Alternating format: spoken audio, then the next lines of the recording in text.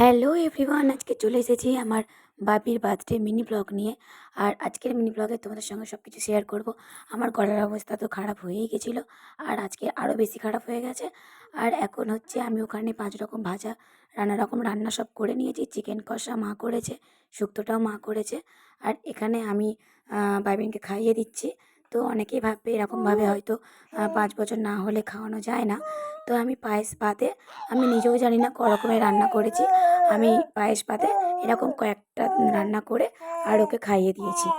আর সব কিছু তো খাইনি, বাকিটা পড়ে আছে, মা খাবে।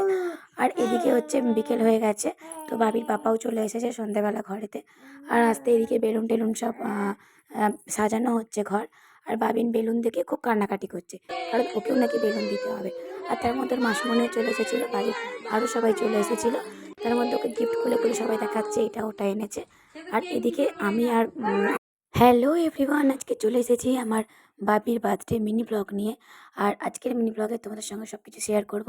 আমার গলার অবস্থা তো খারাপ হয়েই গেছিলো, আর আজকে আরও বেশি খারাপ হয়ে গেছে।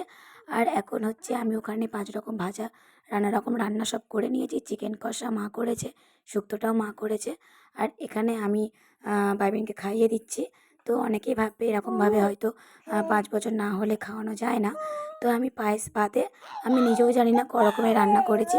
আমি পায়েস পাতে এরকম কয়েকটা রান্না করে আর ওকে খাইয়ে দিয়েছি।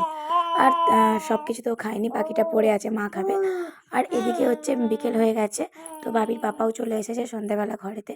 আর আস্তে এদিকে বেলুন টেলুন সব সাজানো হচ্ছে ঘর। আর বাবিন বেলুন দেখে খুব কান্নাকাটি করছে, কারণ ওকেও নাকি বেলুন দিতে হবে। আর তার মধ্যে ওর মাসুমনিও চলে এসেছিলো, বাড়ির আরও সবাই চলে এসেছিলো। তার মধ্যে ওকে গিফট খুলে খুলে সবাই দেখাচ্ছে এটা ওটা এনেছে। আর এদিকে আমি আর